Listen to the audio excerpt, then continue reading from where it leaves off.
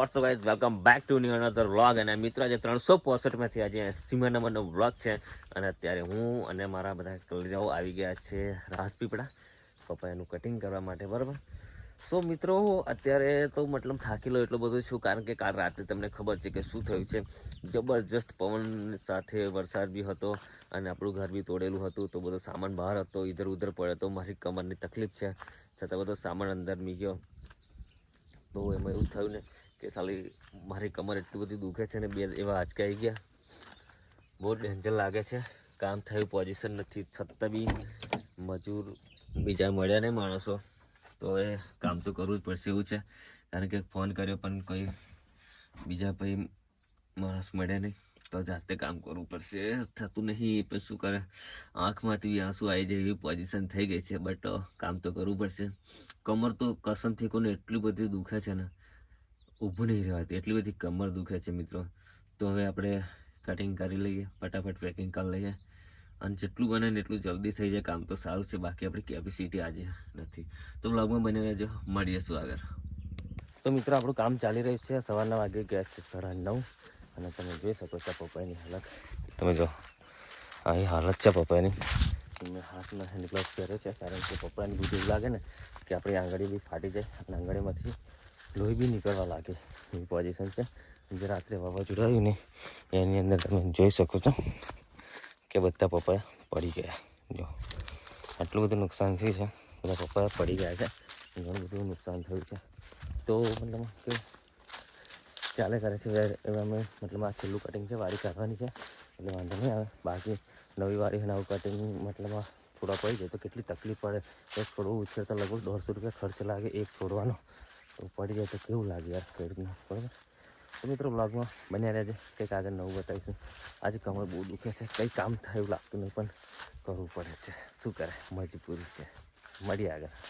તો મિત્રો બપોરને વાગ્યા છે 11:30, લાગી છે ભૂખ.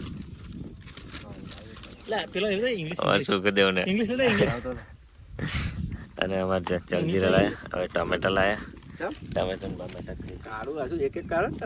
ભૂખ તો લાગી છે, બધા કમર બહુ દુખે છે. અને મારા મરહાટ છે, મરહાટ ડોલ લઈને આવ્યા છે. ડોલમાં પાણી ભરી છે, ટામેટા કાપી છે, જલજીરા નાખી છે, ખાઈ છે. લગમાં બન્યા રહે ગયા, બોલવા દાવના નહીં રહેવું. 1 નંબરના ટોમેટા છે. મહારાજી મસ્ત ટામેટા બનાવે છે. જ્યારે રાજેશ કાપે છે, હવે ધનાધન બબેન તથન ખાઈએ. મસ્ત પહેલાં મોટા ટામેટા મને આજે બહુ ગમે છે. ચલો ફરીને આવી ગયા છે, તમે જોઈ શકો છો. અને અત્યારે વાગ્યા છે 1:50 બપોરના. તમે બહુ ખરાબ થઈ ગયો હતો એટલે ઊભા રહ્યા હતા અમે ડભોઈ નાસ્તો કરવા માટે.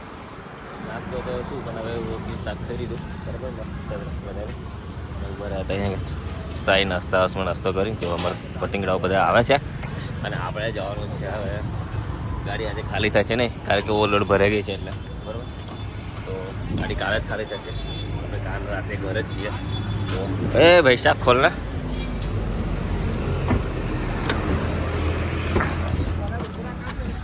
હા, દરવાજો ખોલીએ એટલે જઈએ આગળ મળીએ આપણે.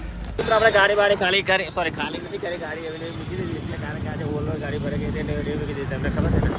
અને હું ને મારો કલેજો હવે એક્ટિવા લઈને નીકળ્યા છે ઘરે જવા માટે. અને તાપ તો બહુ જબરજસ્ત છે, કારણ કે વાગ્યા છે બપોરના 2:30.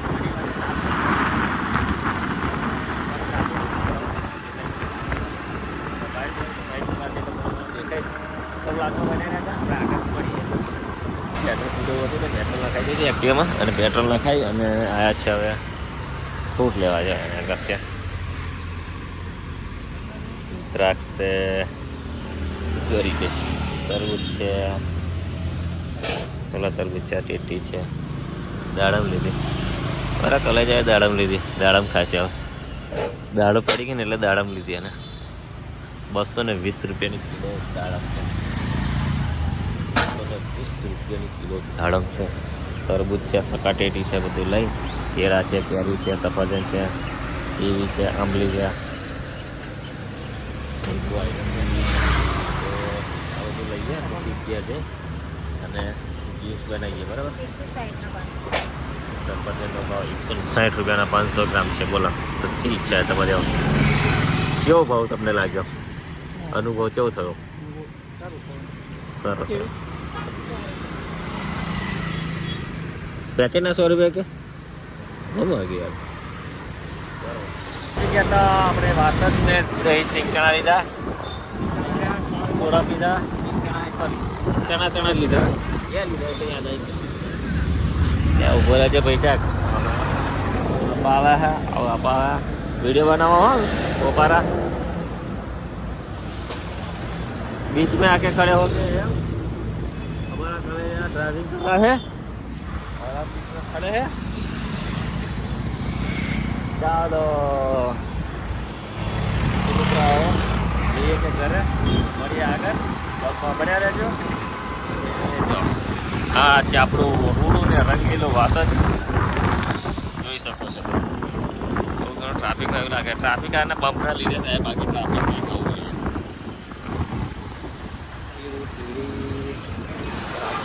પહોંચી ગયા હતા આપણા ગામમાં અને મારા થોડું બેંકમાં કામ હતું યુનિયન બેંકમાં તો ઊભા રહ્યા તો અંદર બેંકમાં મને એવું લાગે ઠંડી લાગે છે ફૂલ એસી જ આવે છે ચાલો કરીને બહાર અને બહાર થોડું વેઇટ કરું અંદર બી કંટાળો આવતો હતો તો બહાર બેઠા છે ને આપણું ગામ છે જોઈ શકો છો તમે અને આપણું ગામનું બેંક એટીએમ છે અને લાયા છે અમે ચણા ખાવા માટે ગોળા જેવા. ચલો આગળ મળીએ આપણે ઘરે જઈએ.